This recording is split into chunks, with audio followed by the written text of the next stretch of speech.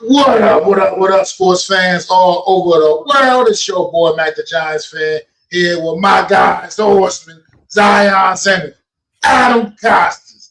This is the Premium Takes Podcast. Let's go!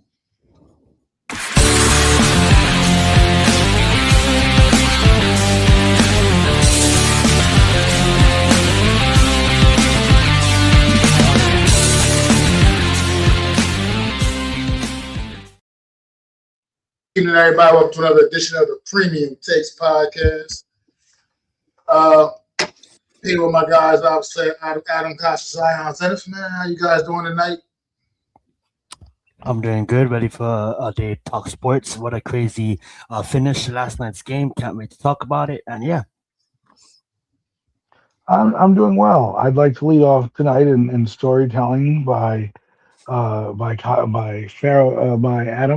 So, if you guys don't know out there, my son plays flag football, and I was excited for it. But a little backstory of the team. He started in, I don't know, I think it was late May, something like that, early May. Anyways, when we sign up, there's like a little combine going on. All right, everybody's trying out, running routes, seeing you. I'm like, my God, this is how serious this was. Mind you, this is a spring league.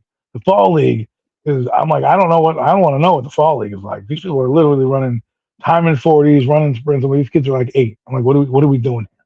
Right? I mean, obviously went up to like 5th grade, but it was just funny to watch all this going on. Right after the draft too. So after the draft, a couple weeks later, here these people are with a combine. So my son went to sign up for the team because his friends were signing up from basketball. So after basketball, these guys all signed up for flag football. We all wanted to be on the same team. That's why we signed up. So the draft happens after this little tryout and everything goes. We are sitting here waiting the next couple weeks to get our team, and we notice that we're not on the same team as our friends, and we're like, that's kind of odd. What's happening here? So, but we ended up with one of our friends from the friend group that was on our team. Now, mind you, our team was named the Eagles, not my choice, not my preference. But that's what we are. And this team was the Commanders. Now, we come to find out, Commanders coach did a little manipulation behind the scenes to get all the good players, aka some of my son's friends, on the team. Little manipulation. We're like, well, first off, kind of corny because it's a flag football league, but okay, whatever. And there's only 4 teams, so it wasn't really that. So our coach got basically what was ever left, right? Not many people knew who these kids were. So here we are, coming to the season, and we played these Commanders, right? These Commanders, this team that's coming in, they're all got their flags and their uniforms, and meanwhile our guys barely have their flags together. It literally looked like Little Giants or like the band of misfit toys. Our guys are running the wrong routes. They don't know which way is up, which way is down. The Commanders are running up and down on the field on us. We're basically running one play where one father was like, "Oh, are all you guys? Are you going to only run left this season?" And I kind of chuckled and laughed. I'm like, and I'm not the coach, mind you. I'm just over here watching and observing. So we also heard this little nugget again about the draft. So some of us parents kind of loudly were talking and like, but man, it's not fair. He drafted all the players that on the same team. That's kind of BS and some shit. So he kind of came over and told us, oh, it's just how the draft fell, bro. If this was a true draft, you wouldn't have came over and apologized. You knew you did something nefarious. But whatever, bro. If you want to win in a little kids league, fine. So we sucked it up and we took our team and we started our march, right?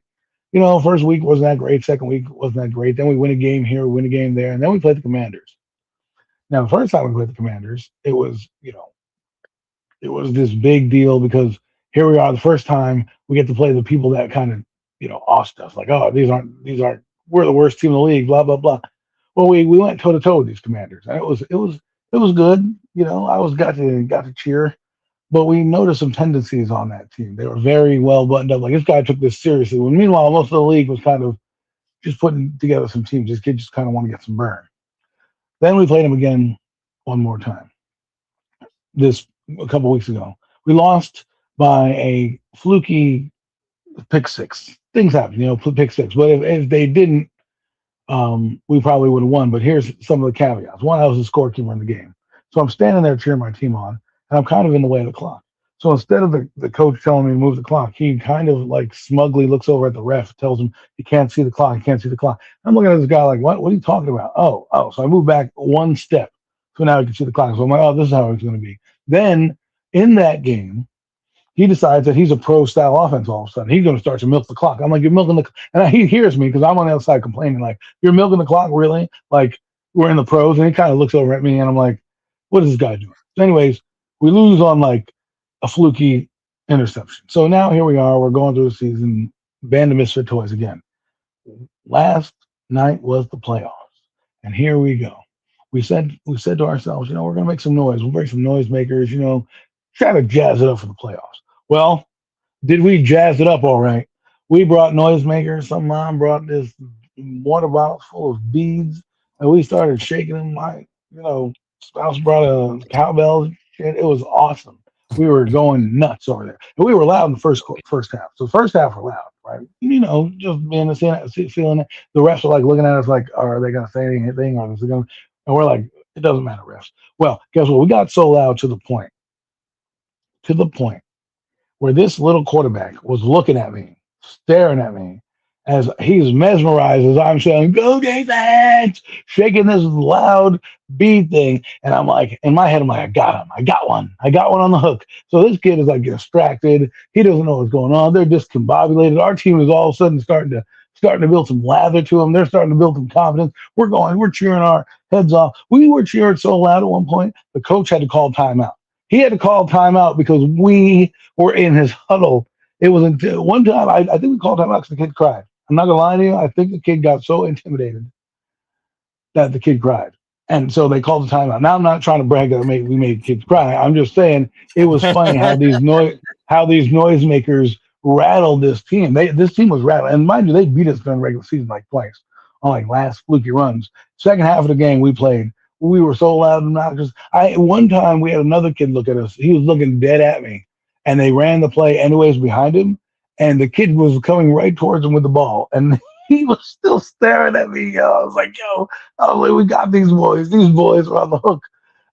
And so we ended up winning the game, and I was like, man, what a great feeling. We won that. We willed them to win. We were loud. We were cheering. They loved us. The other side hated us.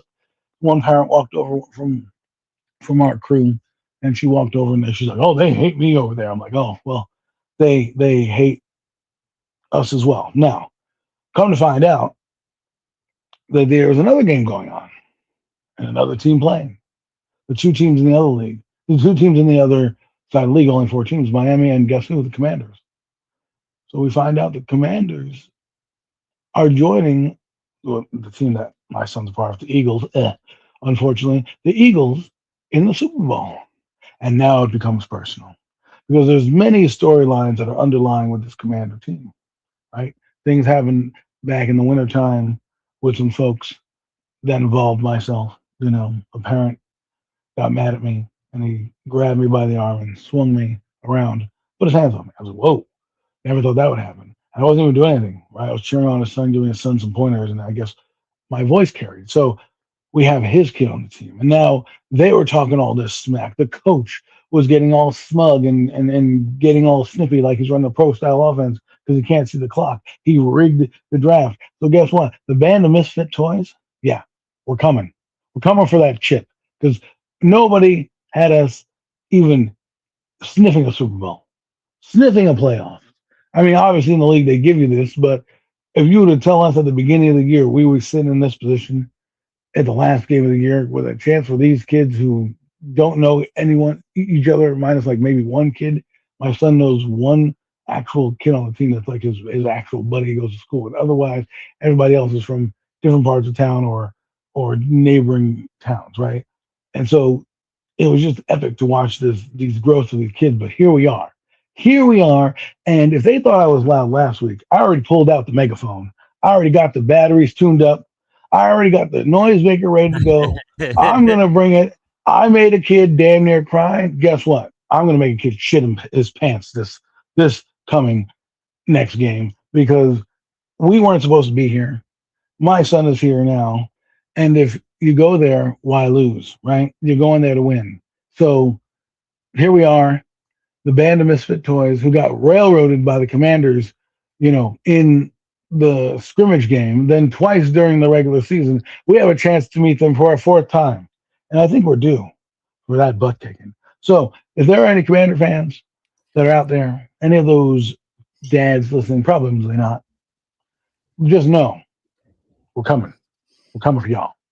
And I just wanted to say that because I'm so proud of this team and where they came from and what we did as parents to kind of just cheer them on and will them to game. And it was just a lot of fun. And I didn't think when we started this journey in May, whatever it was, that my son would one enjoy it, two score a touchdown, and three be in the dang championship game. So I just wanted to lead off with that. Sorry to take time out your day, but I just wanted to share that with you guys. Appreciate it, man. That was definitely absolutely dope. What's going on, Clinton Jones? Appreciate you popping in, man. Yeah, I think that was an amazing story, Adam. I think it's a good lesson for your team, right? It's like, hey guys, we may not have the best roster, we may not be stacked like those other guys, but guess what? Those other guys break the system, and as long as we practice hard and we work hard, we can still go into this playoffs and still have a shot at the championship, right? And at the end of the day, it's such a good lesson, and that's what really counts for youth, right? Youth should be all about the lessons. You don't take lessons, right? You take lessons. So the fact that you guys was deemed as the underdogs, the little giants, like you said, you guys, obviously everybody was taking it so damn serious and forgetting the fact that it was about the kids, and the fact that you guys came out there with the support and almost was an unstoppable fan base, to lead the support, lead the charge. So that was an absolutely fun story. Thank you for sharing. It made my week, so I had to share. Doing great, Clinton, man. Doing great, brother. But guys, last night something great happened in sports last night, man. Something amazing, something we may never see again, something that we've never seen before. I'm talking about Game 4 of the NBA Finals. This series has been intense from the start. It's been absolutely amazing. Probably the best 3-1 series I've seen that's 3-1 ever. I mean, these games have been tightly contested, and they've gone down to the wire. They've been exciting, jaw-dropping, and last night just took the cake, man. Y'all, Zion, talk to me about Game 4. Talk to me. Yeah, dude, this whole series has been up and down. It's just been amazing to watch. We have a team in the Knicks that, I was watching the game yesterday, and I was watching with a homie, and then I'm yelling at the TV, right?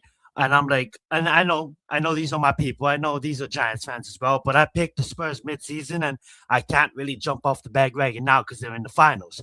So I'm watching the TV, and I'm yelling at the TV saying, "What are you guys doing? You can't be doing this. This is horrendous basketball that the Spurs started playing in the second half." And my friend looked over at me. He's like, "Yo, why are you so mad? They're up by over 20." I'm like, "It doesn't matter. The game's not over till it reads 0-0-0 on the time clock because we're playing the Knicks."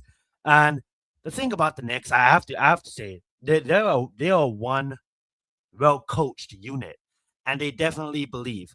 To be down 29 points in the finals and to motivate and to not even think, like, you could just tell the look on their faces. They, like, the whole world thought they were out of the game, right? But not them. They believed.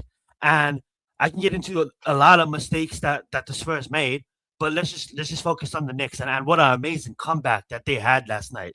Now, what I will say going forward, they have to close it out, right? You can't have this over exaggerated huge moment and then go and shut the bed, right? So they got 3 games.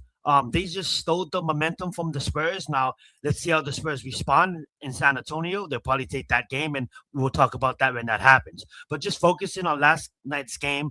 I want to deep dive deeper, but I'm gonna let Adam make his points before we do. I'm just gonna end my take by saying, "What's up, Dan? Thank you so much for joining us." And I was so happy that I got to watch that game from beginning to end, and I was glued to my TV because it's not over until it's over when you play a tough team like the Knicks, and I have a lot of shit that I want to talk about the Spurs, especially Fox. But I'm gonna let Adam say some of his thoughts about the game, and then hear your thoughts, and we can break it down. Go ahead, Adam. Well, like Mac has said, these series have been pretty amazing. You can clearly see these two teams deserve to be here. You can clearly see these two teams were the two best teams in the playoffs, respectively, for a reason. I will say this: the Spurs, I feel like the first game, and maybe I'm making excuses for them, but first game I was like, all right, they lost because of fatigue. Game 7, okay, I understand why you lost. Up what? They were up like 24 points. Knicks came back. They kind of got worn out. So I'm like, all right, fine, I'll give you that loss. Then in game 2, Wemby throws a pass to somebody who wasn't looking, and Yeah. kind of cost them in a crucial moment of the game. The game technically wasn't over, but in a crucial moment in the game, that play happened. And then the games they won in game 3, they had some of those issues happen as well, but they were able to overcome that. They played like a flawless second half. There was no turnovers, nothing happened to them, right? And that's been kind of their MO, right? I think, and the one thing I will say in that game, game 3, the third quarter was huge for the Spurs bench. They outplayed the Knicks bench in that quarter to kind of preserve the win. So then come game 4. Here we are. Now, the Spurs, unfortunately for them, they didn't get out to a 40-point lead. Because if they had a 40-point lead, they'd probably win the game.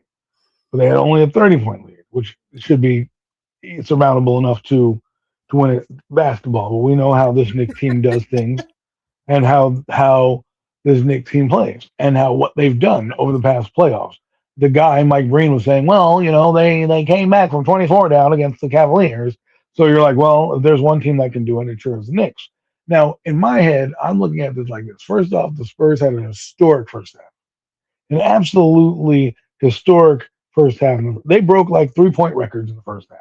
They hit so many dang threes, right? Yeah, They were hit flowing. The 14 and Knicks, 6 for threes. They the hit 14 the threes. Knicks the Knicks look lost, which, by the way, they looked lost in every game. Every game has been the same story. The Spurs get out to this tremendous lead, and they can't hold their water. So last night, after watching this game, and I guess we're going to break it down. I don't want to break it down further than that. But after watching this game, what I realized is the Spurs are young, and the moment is getting to them, and the pressure is getting to them in these moments. Because at some point, you can make an excuse for somebody, but then you have to realize how old these kids are and what's happening and what's leading to their losses.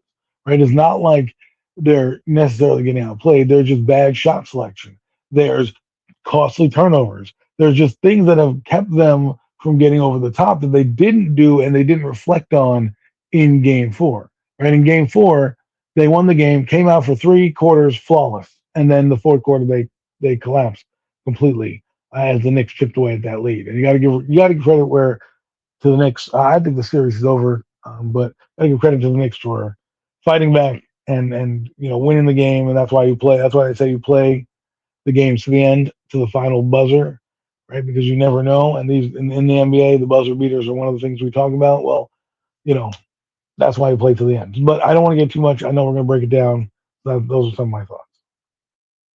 Awesome, man. Like, look, this is just what it is like you said. I think the Spurs are just about a year early, man. I mean, the Spurs are probably about to become a dynasty in this NBA. It's just not starting this year. That's it. I mean, I think they're about a year. They're, like you said, a very young team, but that talent on that team is undeniable. The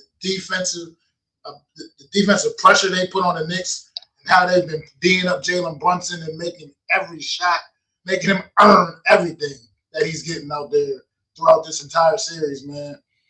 This Spurs team, I mean, like I said, it's just not quite their time yet, but their time is about to come. Trust me and believe that. Wemby is just, I mean, he's unstoppable out there, man. I mean, truly, when he wants to be, there's not nobody in the league that can do a damn thing about Wemby. And but this Knicks team, it's like you guys said, it's the will. No matter what, nothing phases this basketball team. And I think that's one of the biggest issue in this series is the Spurs. The Knicks are taking the Spurs' absolute best shots. I mean, they're taking their best shots and they're still battling their way back. Even though they couldn't quite make that comeback in game 3, they completed that comeback here in game 4 once again. But this team just will not quit, will not die. It's like they just won't go away, man. And if people use the word team of destiny, that's what it is. That's what we're looking at right now. A team of destiny. That's what it's meant to be. The stars have aligned. You know what I mean? And it's meant to be for the New York Knicks to bring one home, man, back to New York, man. It's been a long time, 53 years, I believe, or something like that. It's just crazy. And the atmosphere has been electric. The Garden went crazy last night. OG, I'm not even going to talk about OG quite yet. Not even going to talk about OG quite yet. And then just also in this series, I'm gonna put it out there, especially in these last couple of games, these last few games in particular, man. The officiating has been questionable at best at times. I'm sorry. Look, if you're gonna let these teams play physical, let them play physical, but let them both play physical. You can't call it one way and not be calling it the other. That's all. It's been a little lopsided in that regard. Mike Brown, after the game 3 loss at the Garden, I agree with Mike Brown, man. That to me just seems a little bit off. Where you got one team going to the line 24 times, 24 times to 8. The Spurs they're great defensively. Yeah, they're a great defensive team, but you're not going to tell me that they weren't, getting the cup, getting away with a few, man. I'm just saying. Well, I agree with you to a certain extent, but my thing is this: the Knicks did put themselves in positions early. A lot of their bigs were doing things when you replayed them that some of them look like fouls, legitimately. Now there were some ticky tack ones I agree with, but that's the one thing that has damn near cost the Knicks is the foul trouble of their bigs, and it almost cost them in this game too with Karl Anthony Towns, where they had Mitchell Robinson and some bench player who no one's ever heard of. Well, I'm sure if you're a diehard Knicks fan, you've heard of him, but he's played like 5 games during the year, and he got like no burn, 73 minutes in the entire season. That guy got, and he's coming in here. Whatever his name is. I don't know exactly what it was. I think he wore 55. I think that's what his number was. Just call him and off the bench. And so to counter your point, though, I will say this: the Spurs. The interesting part about them is that they have chances to win, but they don't counterpunch very well. See, one of my analysis that I brought up with the Spurs when I was thinking about this series is they like to rush a lot of shots. Like when you watch them on fast breaks, they rush shots. They should gather themselves and draw the foul. Like there's one thing that they need to work on is that when they get that fast break, don't just jump in the air so you can get blocked, DeAndre Fox. Like don't just jump in the air, Ron Harper, Jr. And just Dylan Harper, like you're just jumping in the air and these guys are blocking your shots, which if you're a good shooter like a Reggie Miller or an Allen Iverson or something like that, who's going to run down the lane, the first thing is what I'm doing is a head fake. So you jump into me and then I'm jumping and drawing the foul, right?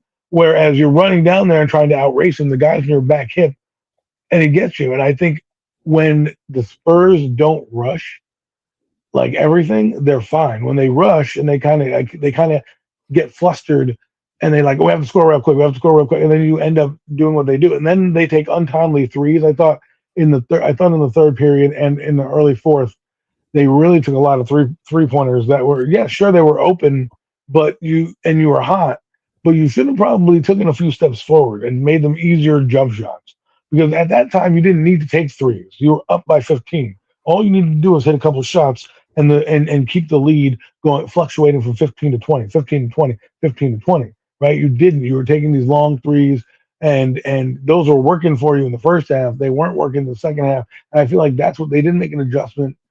They made an adjustment too late. And I think also the one thing that I see is Wemby. I like Wemby, and I think he's going to be an amazing player. 2 things that bother me about Wemby. One, I think he gets into his head a little bit in terms of trying to do too much. The guy needs to know his strengths. Tack the rim, be a menace out there, and learn your angles properly. Because while he does do some great things, there's some things that he leaves out there. Right? Guys are running by him defensively. don't give up that. You are too big to always recover. I understand you're using your body and your length to come back, and that's part of your allure where like I'm going to sucker this guy in, he's going to run by me, and then bam, I'm going to block him on the boards. What he needs to do is start to get his foot speed a little better. I know that's asking a lot for a 7-footer, but be able to be a little bit more decisive in the fourth quarter as well. He's made a lot of mistakes where he's thrown the ball away to somebody who wasn't looking, or he didn't quite finish at the rim where he could have finished at the rim. And I know he's getting tired because he has to basically play 40 minutes a game because without him, his team collapses because there's nobody in the middle and no one's afraid. Impact is so sweet. Like this off season, because he's going to have an off season. He's so my point for is when he does get in the off season, work on that jump shot, work on that clutch moment, and also work on not being a dirty player. Okay, you're doing a little bit of dirty shit, and I want to have him have integrity, but pushing Brunson, adding elbows. I know they play a little bit dirtier in EuroLeague, but that's going to come back to bite you, especially a guy that lengthy, right? Where guy can come under you, put his foot under you.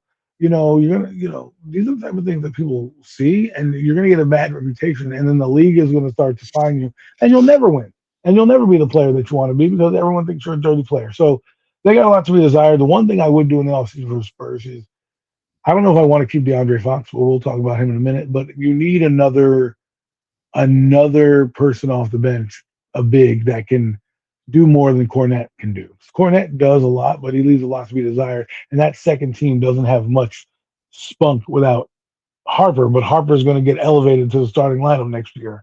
He's that good, right? I don't know if it's going to be Fox's job. I don't know if it's going to be Champagne's job. But what I would do if I was Coach Mitch Robinson, I would switch them. I'd put that Champagne kid on the second unit, and I put Dylan Harper in the starting lineup right now, out the gate. Why? Because I want to pressure defense. I need to score at all 4 positions on the floor, right? And I need a guy that's going to also attack the rim and allow, because I think if you put him with Fox, him driving to the hoop will allow Fox to be open to make his little mid-range jumpers, right? And that's where he kind of thrives. And, I think he's also a little bit injured, but I won't get into Fox. But those are a couple of things that I see with the Spurs. Well, let's talk about Wemby real quick. Since you brought Wemby up, and some of the questionable things that he's gotten away with throughout this series. The fact that even last night when he elbowed Cat last night, they had to review that. What do you need to review it for? You don't know that's a flagrant foul.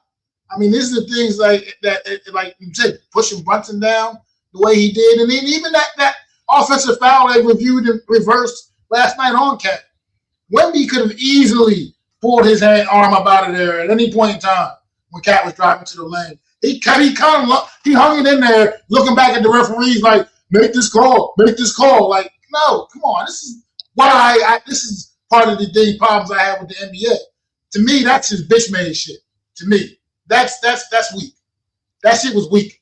And the fact that they gave him the benefit of the doubt and put Karl Anthony Towns in foul trouble that early in Game 4 last night was absolutely ridiculous to me. Even that first foul that he got against De'Aaron Fox down at the beginning, right out on the first day of possession, that shit was weak too. But damn, I lost my train of thought for a second. Hold on. Let me get it back.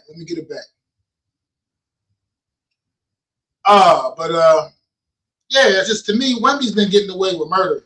Personally, I think he's been allowed to be a little more physical than they allowed the Knicks to get, man. And I think Karl Anthony Towns had that amazing Game 1, and then ever since then, it's just been like now all of a sudden you're calling this, that, this little ticky tack shit here, this little ticky tack shit there, and I think that's kind of, it just looks a little suspect to me, in my opinion. I don't know. To me, it just looks suspect. It looks like the fix is in a little bit. It just seems like but that's the greatest part about the Knicks, right? They're overcoming that sort of those I guess fixes, as you would call it, right? I don't know any other term to do it. That's how good they are, because other teams probably would succumb to those, issues. And Wemby, Wemby. I like Wemby. I really am. I want to like him, but after you talk Yeah, about that, it makes me yeah, think the NBA kind of is rigging it because of competitive nature. Because if you think about it, they made that flagrant one against Brunson against him, and then they do this flagrant one, he'd be ejected, right? So now the whole series is turned on its head, and the NBA can't have that. Right. yeah. That's the way I look at it too. I mean, like, I'm not like, I think like, yeah, he's getting away with a lot of shit, and it should be called on both sides. But the Knicks are overcoming it, but they shouldn't have to be in a position to overcome it. I think there's some calls that shouldn't like be called. And yeah, if he gets one more flagrant, he's going to be suspended 1 game. So like at the end of the day, it's probably going to go different. I kind of I look back at the Spurs versus OKC and how much OKC, how much like people could say that the refs was fucking on OKC side throughout that series, and the Spurs overcame it. And then look at the Knicks, they're overcoming it. I'm not trying to get off that subject because we can come back to that subject because I think you're absolutely right on that subject, Mac. And I'm not trying to take that, but I just think to fall off of what you guys were saying earlier, I think the Spurs they don't know how to close basketball games, right? Adam laid down like everything, and I want to touch on that too. To start off the game, yes, you can say some of that's not fouls, but Towns need to do a better job at not. I know it's we just got that subject, but not putting his team in a predicament where Mitchell Robinson has to come on the court because that guy is a total bum. And like, yeah, he had a good series. He shows up sometimes, and then he just disappears. And he needs to be more physical. I like to call Mitchell Robinson a definition of a soft center. He's like an 8-10. I mean, like, use your body, get more physical. And with Towns out, that what kind of led to, with Towns not being on the court, Well, he's what kind also of injured. that is true. But at the end of the day, Towns been a big throughout his career to get into foul trouble. Not so much as other bigs, but he is up there. And like I'm not trying to call out Towns. It's not his like go on the game. But what I'm trying to say is going forward, like I want to see him like stay on the court. Get into the game itself with the Spurs. They were legitly just out coached the second half, and I don't know where the coaching went in the second half. I blame the coach. I blame the players. I mean, like, what are you doing having Victor on the perimeter and not in the paint? And why are we taking so much threes? I mean, like, you guys are literally up, and you're literally like missing 8 threes in a row to spark the flame to have a great one by the Knicks. I don't get that bad basketball in the second half, and we can tie into this bad basketball overall of Fox. I mean, like you're on a 4-year, $225 million contract, and you're playing like shit. You're greedy at times where you need to slow it the fuck down. And like, there's so much mistakes he's making as a team. I look at the series and I look at obviously the Knicks are the better team because they're winning. But I look at it as like the Spurs are the better team. They're just beating themselves. There's so much times Adam laid down a lot of points earlier that the Spurs had it, and they're just beating themselves with these stupid mistakes. When you even look at Fox going for that layup and not holding on to the ball, you hold on to the fucking ball, you win the game. You win the game if you hold on to the ball. They have to. You're gonna go to the line. Victor before him missing crucial free throws, given free throws. It's like what Adam said earlier. It's about the pressure getting into his head. The Spurs are making so much mistakes later on in the game and not knowing how to close. And what does that come down to? Mac laid it out. The youth. I think I understood his point as a basketball fan. If the Knicks was playing anybody else, I would pick the Knicks. But like I said, I'm sorry not to rinse and repeat. I picked the Spurs early on, so I have to follow them. But I agree with 100% on what Max says. Dude, Victor's 22. Castle's 21. Harper is 20. The veteran on that team is Johnson, and he's 26. That's the veteran. So the youth, there's 19-year-olds on that team. The team average age is 22. So there's so much youth on that team, and yes, they're going to be a dynasty, but that's what comes with progress, right? That's what comes with a team on the other side of the spectrum, like the Knicks, that's been getting better each season for the last 5 years. They're making it a step forward, Like Max said, destiny. They're finally the veterans. They know. Yeah, everybody may count us out. We're down by 29, but we don't, right? They know how to win basketball games. The Spurs do not know how to win basketballs. They know how to take the lead. They know how to get it, stay in the basketball game, but they don't know how to close a basketball game, and that's the problem. And I'm gonna end it passing it over to you guys talking about Fox. Okay, number one, you go for the stupid layup, which is stupid.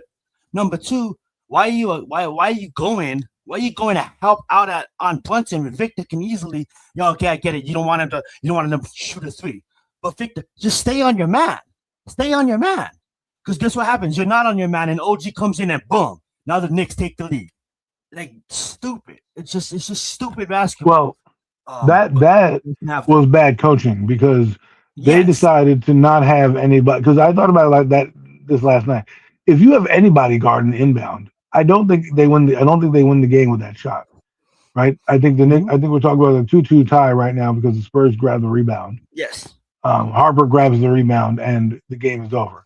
But because they had the strategy of not guarding the inbounder and double teaming, Brunson or whomever, I think it was Brunson, it allowed for Anunoby to have a clear shot to the basket uncontested. And he just kind of throws up there. Now he reached for the stars in the heavens and he kind of pulled that down. It was a miracle shot. I mean, I didn't think that was going to happen once Brunson missed. I didn't think that he was going to fly in. I'm like, oh, the Spurs are going to win because, but where's Wemby? Wemby's not down there. He should be. The fact that Wemby wasn't under the rim is also, mind-boggling. Mind-fucking, yeah. Your biggest guy on the floor is not in the lane. I would have been like, I'll take the defense 3 seconds or whatever the heck they're going to call. Just get your ass down there. Because again, I don't think OG makes that shot with Wemby in his way. Right? I don't know if Wemby comes down with the board, but his body might have to contort a little differently, and it's not as, I wouldn't say easy of a shot, but it's less direct to the rim. You know what I mean? He had a full speed from the three-pointer, just boom, boom. Right, exactly. Yeah. So what I'm saying is like he had a clear lane. If there was somebody in there, who knows what will happen? Maybe it does go in. But the point was a lot of young mistakes being made by this team in general. If this team, like, I know Greg Popovich is out of it, but I thought about this one day. I was like, man, if Greg Popovich couldn't have a conversation, because I know he's ailing a little bit. If he could write down notes, I would have went up and picked his brain and said, hey, how do I defend this Knicks team? Give me some pointers because I'm running your team. I took over for you because of your health reasons, and this is your direction. And it looks like at times like a Greg Popovich team. However, there are times where they're not. Greg Popovich would have never have had these mistakes happen in this moment. If Greg Popovich was the coach, I think it's 3-1 the other way with Greg Popovich, right? Because I don't think he'd have a buttoned-up team. He'd have a good rotation. He'd know how to counterpunch better, and he'd have his team ready for moments. Basketball to someone's fucking back. Well, yeah, but like DeAndre Fox did that too. Like, what was he doing? Like, these guys aren't looking. And it's funny because you practice with people and you're supposed to get a report. That's why you have practice. We talk about it all the time. Like, oh, Jackson Dart, with Isaiah Likely, they're getting reps. This, that, and other thing. DeAndre Fox, I expected more from you, man. I knew you were a star in Sacramento. You made a costly turnover, 2 costly plays. The layup that was missed, I have no idea what you're doing. You're not a big dude. Just stop your feet, hit the brakes, and let him run into you. And you're going to the free throw line. I thought he said in an interview, Adam and Mac, I thought I could outrun him. You win the game if you hold on to the basketball, force them to foul you. What is going on? Like, right. It was a move that will probably cost them a championship. Now, let's kind of put a bow on this real quick. The Knicks can't snooze, right? Like, I don't care about game 5 in the building. Win the game. Win it. I know closeout games are one of the hardest, but don't let this series even teeter on the brink of possibly going 7. Don't let it teeter. Don't give them the opportunity to come back into your building where they're not afraid. If they win game 6 or game 5, right? I'm not saying the Spurs are going to win game 6, but the Spurs have already come into Madison Square Garden and have major leads in this building, right? And they've won 1 game in this building. Don't allow them to feel comfortable and say, okay, let's get back into this series, right now. End their life right now. You basically had 3 miracle victories, right? Let's be honest. Legitimately, the Knicks probably should have won only one of the games that they played, right? It was mistakes down the stretch by the Spurs in 2 games and almost a third game as well in the win where they have fallen apart. And yeah, if this and Buster Cans and nuts every day would be Christmas. My point is, it really was a play here, play there that changes the tide. That's what they made. Remember, in game 3, they made that big castle shot, right? The fall away jumper for 3. And then he made 2 clutch free throws. That was the difference. DeAndre Fox makes a play. Wemby hits those free throws. We're talking about a different ball game. So my point is, if you're the Knicks, don't let them have a pulse. Go into their building, end it real quick, put them out of their misery, and bring the trophy home and have your parade on Tuesday. Here's the thing, though. I think you're gonna get a victor. That's because you always, after a loss, you always comes out stronger, right? 8 points in the second half doesn't cut it, right? Coaching needs to get better. Team wise needs to get better. I want to let Matt talk because he hasn't talked for a while. But that being said, I had them going back 2-2.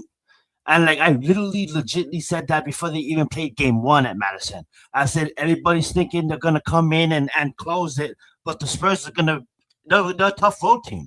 And even though it's Madison Square Garden, you know, that's a tough team to beat. Obviously, the Knicks lost one, and then they were supposed to lose another one. But on the miracle game, I'm so happy I was alive to witness it. It's going to go down in history as one of the greatest comebacks of all time, and then obviously one of the greatest comeback in the finals history. But now you're going to get a Spurs team that now is going to hunt you in game 5, and you guys need to Knicks need to close it. I mean, like, don't even come back to Madison Square and close it, because I think the Spurs are going to be really, really tough to beat at home. They need to take game 6. Don't make this go to game 7, because if this go to game 7, I mean, like, don't give them that chance. You guys have 3 games to do it. Close it out. Right over to you, Matt.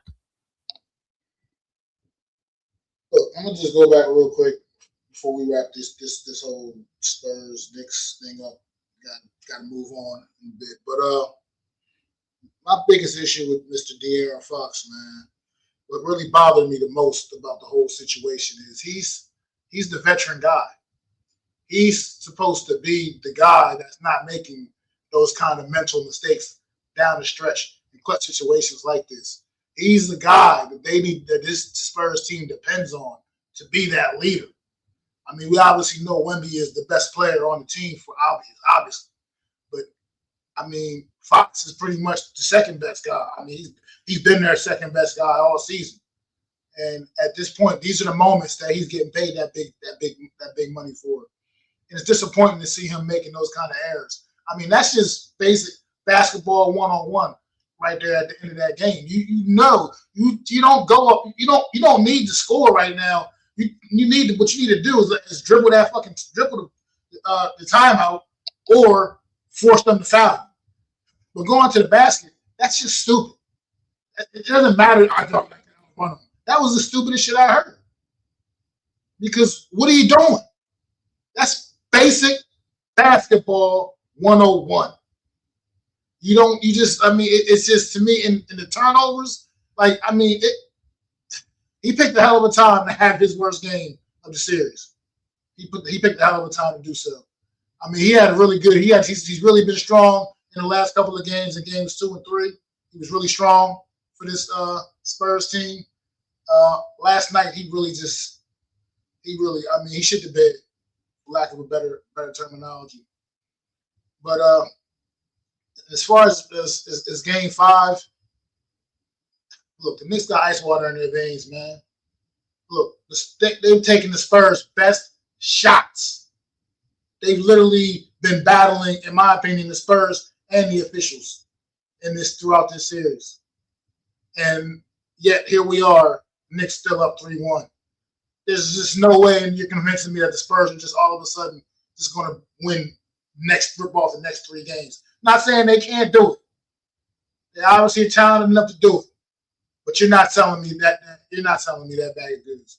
It's just not. You're not going to convince me that the Spurs is getting ready to knock this Knicks team off 3 straight games and win this series. I just can't see that happening. This Knicks team is just they're determined. They're dialed in. They're focused, and they've been doing all of this with Mikal Bridges having his absolute worst series of the postseason by far. I mean, Bridges has been basically definitely on the back of a milk carton. Bridges basically invisible. He's been basically invisible. got himself into big time foul trouble in that game 3 where he got into the big foul trouble early. And then in this last game here, also last night, sure, he's still providing what he does on the defensive end of the court, but yeah, this Knicks team is just resilient, man. It's the bench too. It's the bench for me.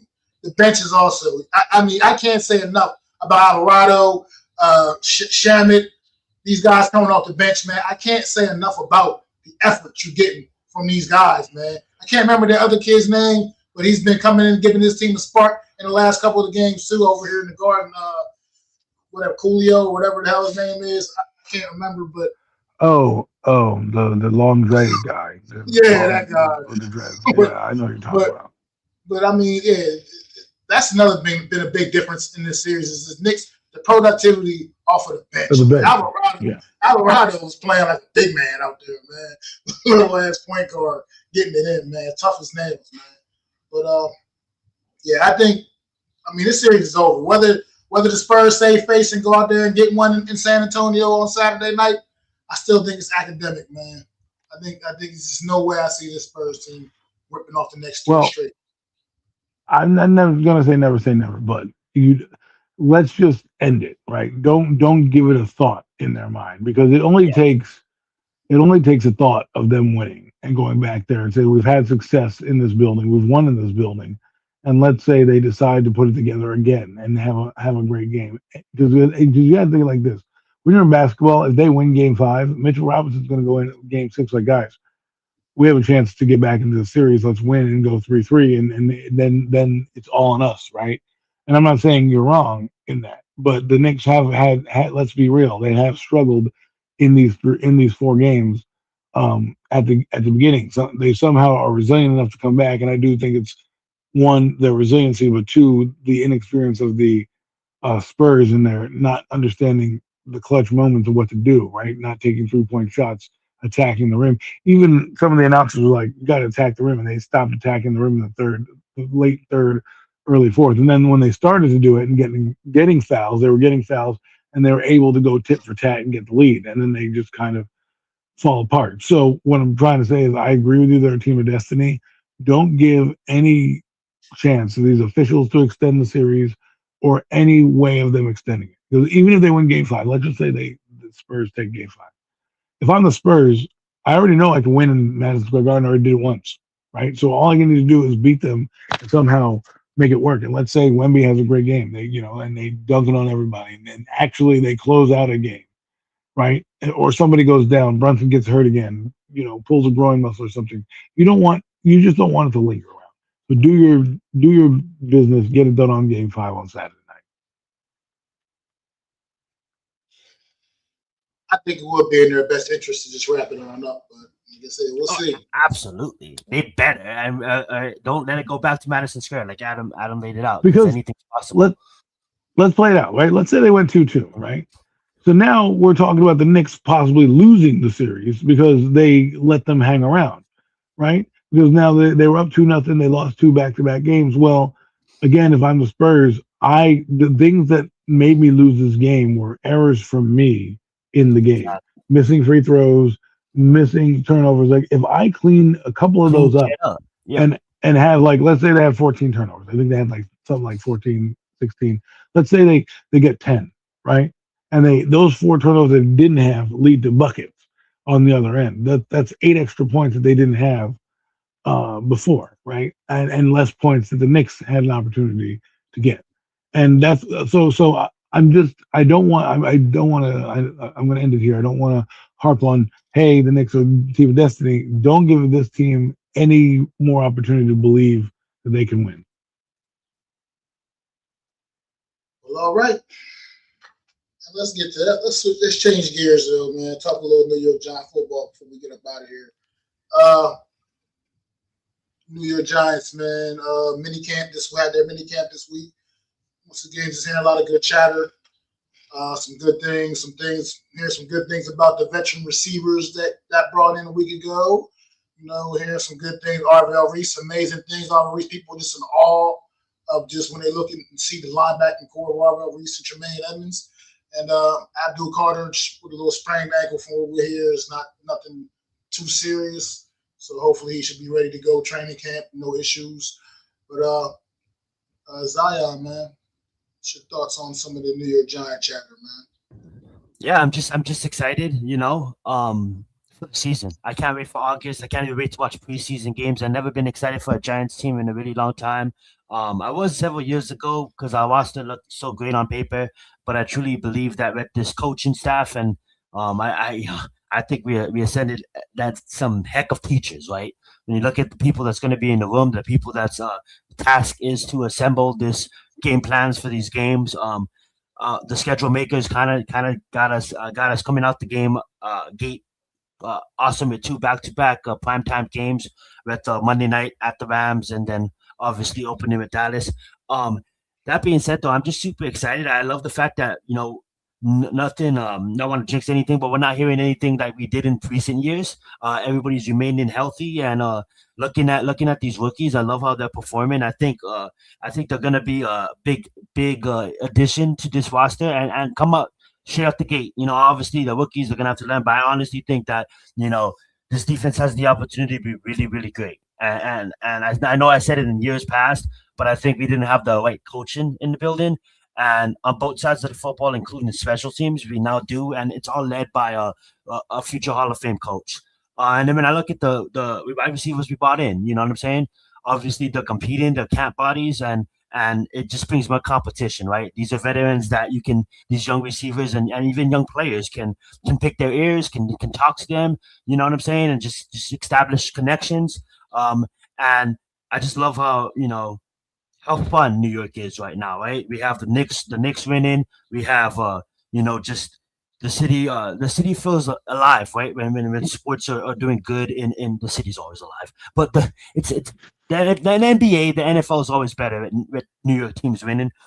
And when I look at us, I've been watching a lot of Giants content that they've been releasing, just having fun. It's good to see ex players come and talk to the team, some legends. You know what I'm saying? I know we had that in the past, but this year just feels different. The whole culture. I know that's a cliche word to use, but I feel like we're actually building a family. Not just a team. I think we're actually building a family. It was fun to see videos that the NBA released on their timeline on their YouTube channel of. Jackson Dort, Scatterboo, Theo Johnson, a couple of Giants players attending last night's game and seeing the excitement when Brunson rebounded in and dunked that shit in. I love to see like them hanging out and going to dinners and even OBJ. Treating all the wide receivers to a dinner. You know what I'm saying? Just connections, the connections that this team is building, the bondship that this team is building, and I'm always one to set high expectations for this team, but in recent years, I try to have none because I'm only going to get let down. But this year, I really feel like this has a chance to be something special, and seeing the Knicks and seeing the Gordon for these young players is probably an inspiration, right? They want to come in, they want to win games, and why not continue it on to football season? Why does it have to stop? Let it continue on to football season, and let's bring back New York sports. Go right ahead, Adam. Well, I will say this. I do think the injuries have hit us a little bit hard. Just they have been a lot of backup players so far. But let's hope the trend doesn't keep continuing in that direction. But there have been some injuries going forward. But you should feel excited. I was on a space recently. I think it was this week, last week. Pardon my, recollection. A little under, some edibles, right? So they kind of mess with your brain. But I think I was on this space. And I was having a discussion with people about the coach and the team, and they brought up something that I thought was interesting. Right, we were talking about the receiving corps specifically, and the gentleman brought up, well, Jalen Hyatt might make the team, and the floor like dropped. Like, what are you talking about? He's like, think about it. Everybody's got a clean slate now, right? It's not like they're judging him on the previous few years. This coaching staff gets to said they're coming in. Everybody has a chance to make the roster. And then I started hearing Jalen Hyatt's name pop up in practice a little bit and make a couple catches.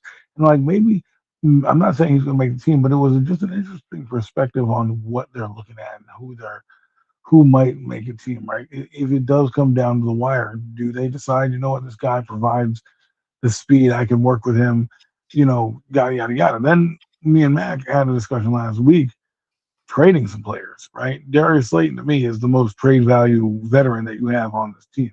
Yeah, So if you got a guy like OBJ doing well, right, that bodes well for your team because now it makes a guy like Darius Slayton expendable because I don't need to pay him a high salary for a guy that's going to be a diminishing asset for us because we're going to get younger at the position in the next few years anyway. So that means he's probably not going to be here next year, or not get as much run because they're going to reconstruct the receiving core. If Mooney has a good season, they'll probably re-sign him at a cheap, couple year contract, right? And then you have Calvin Austin. If he does well, they might bring him back. And then you have Malachi Fields in the draft next year is going to be loaded at wide receiver, and not to mention free agents.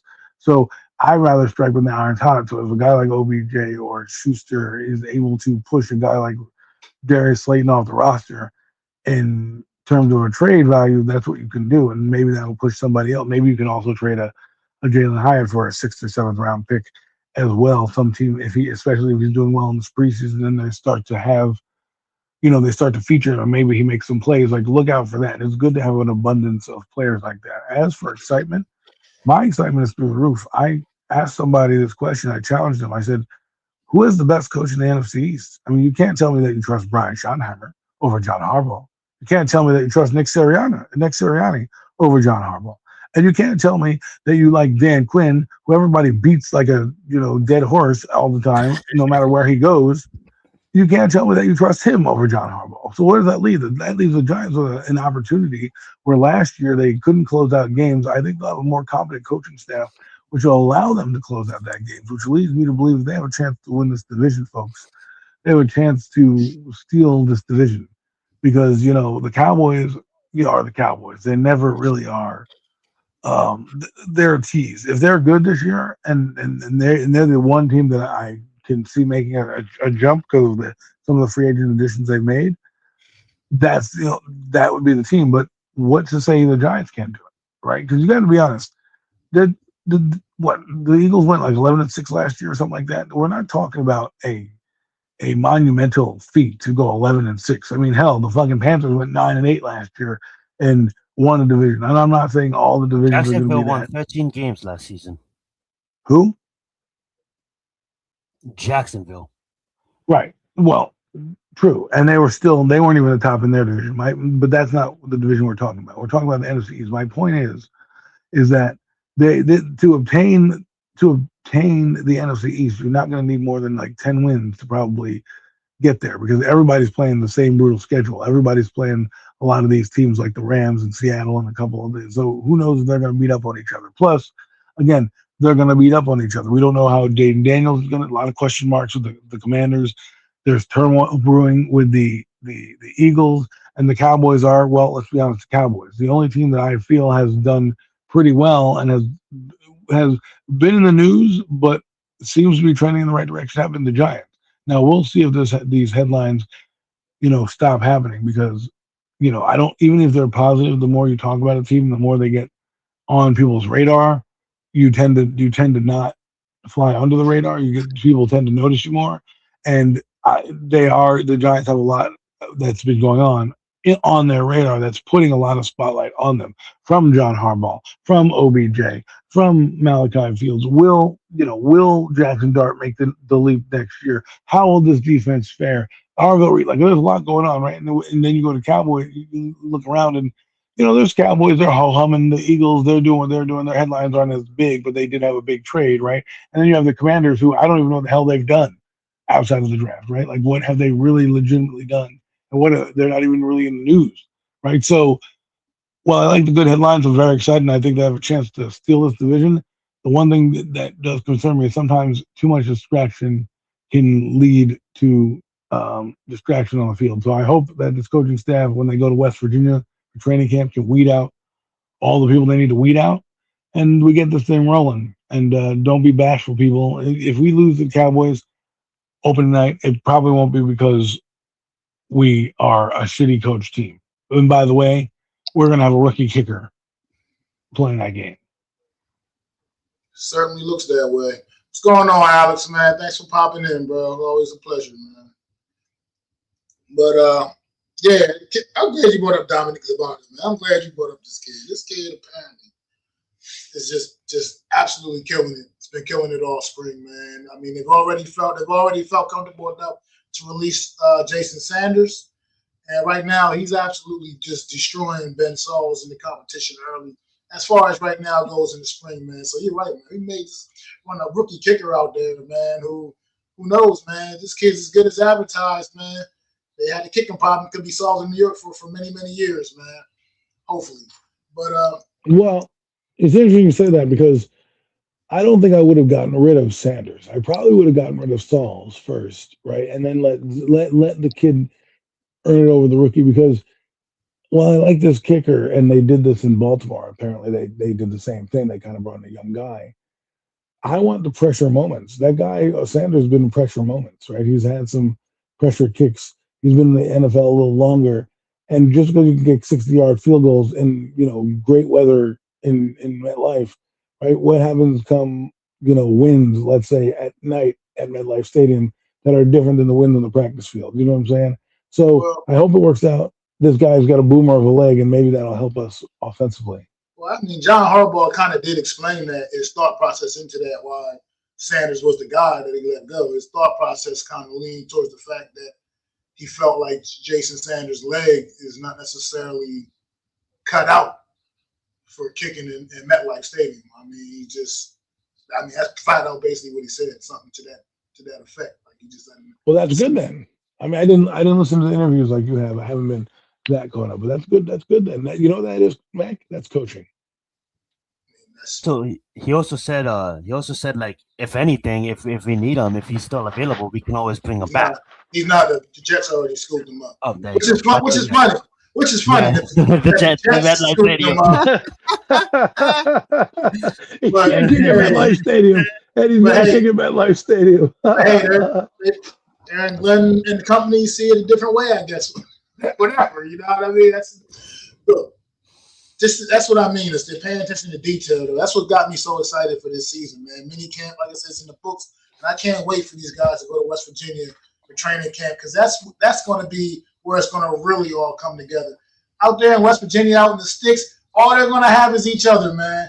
It's going to be like that Remember the Titans moment, man. Like when they were down in Gettysburg, just away from them, and you just come together as a way of bringing you together, man. You guys, like you said, they're going to be eating every meal we share, eating every meal with each other pretty much.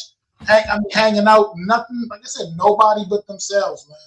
And they're going to be able to focus on nothing but football, which is what brings me to our number 5 overall pick, man, our first round draft pick, Mr. Arvell Reese. This kid, man, this kid's so impressive. He impresses me not only on the field, but off the field, just the way he carries himself, his demeanor, the fact that he is absolutely locked in. He is locked in. When they were talking to Arvell Reese and they asked him about what he did after he signed his contract, what did he make a big purchase? He was like, I went back to the hotel. Went back to the hotel and got ready for practice tomorrow. The next day, like just like that, like that's it. He said, I already got a car. He said, I got a place. I got an apartment. He said, I'm good. You know, he's like, this kid is dialed in, man. He is all about football, man. All about ball. And you can't. I can't imagine any way that this kid's gonna be a bust. I just can't see it. This guy, man, the things you hear about him practice and running Defensive rookie of the year coverage with the running backs down the field in practice. It's I'm going amazing on a limb. things I'm hearing about him, man. Absolutely. I'm right I'm there going with on a you. limb. Premium takes. I'm probably going to reveal this for our NFC show that we're going to do, but I'll do a spoiler. My defensive rookie of the year is going to be Arvell Reese. And I'll leave it at that. And me and Mac, when we get to our show and we discuss our things and kick off the season and give our awards, you're probably going to hear that again. But I'm saying in the entire NFL, not just the Giants, I'm saying the NFL, I am going on a limb and going to say, and I've never done this, but I believe in this, in what he's doing. I believe in where they're putting him, and is not going to come in on the sack numbers. So if you're looking for him to be a double-digit sack guy, that's not what he's brought in here for. He's brought in to be a 150 tackle guy, and a 6 sack guy, and tackle for loss kind of guy, and a weapon out there. on the field, a guy that can blitz, bring home on the like. We haven't had a linebacker blitz. I don't even know how long. A guy that's going to run a damn running back over. That's when he comes in the backfield, right? I'm not talking about because there's different responsibilities for an edge rusher to a linebacker. I think you're going to see this guy when the end of the season comes out, and maybe the Giants are in the playoffs, maybe they're not. Let's hope they are. But come season honors, this kid's going to get an award, an NFL award. Absolutely agree. Now you're gonna be lined up next to Tremaine Edmonds. You gotta go worry about Tremaine Edmonds as well. This defense has potential to be really good. It absolutely does, but I still want to see it first before I buy. Right. Before I buy all the way in, I got to see it first. But like, also, Matt got bitten last year with that. Yeah, I absolutely did. But speaking of defense, man, Denard Wilson, the job he's doing, not only just with the defense in totality, but the secondary unit, the things that I've been hearing about that group as well. And one particular player, man, that is surprising to me to hear all the rave, all the great things I've been hearing about one Mr. Deonte Banks throughout the whole spring, man. What? The second teamer? Look, he's making plays out there, man. I mean, making plays all over the field. They're saying, man, doing great. I mean, just so is Greg Newsome. Looking like a new person. He said so.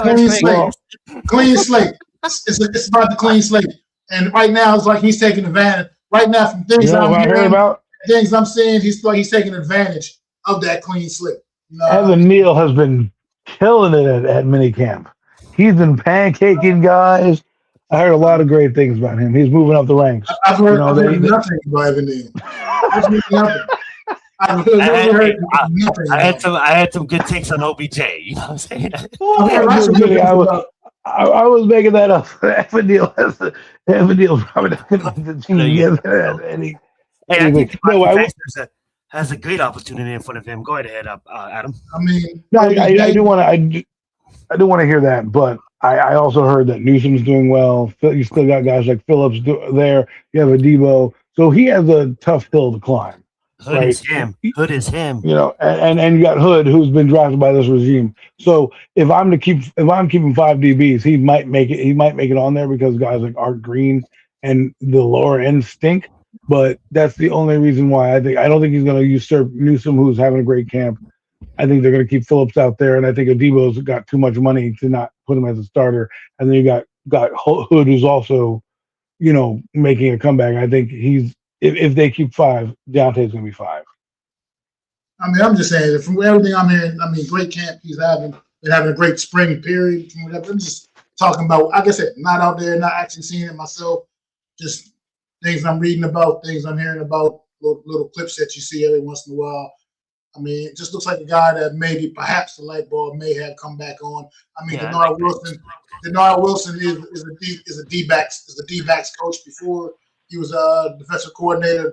They said he works extensively with the secondary in practices. You know what I mean? So look, whatever it takes, whatever kicking. I'm looking for anybody that's going to come here and be a contributor, man. You're going to be here and be a contributor. That's what it's all about. And if a guy like him can turn his career back around a little bit, I'd rather be here than go off somewhere else and watch him do it somewhere else. So, and then just. I think Sean McDermott come in and watching practice.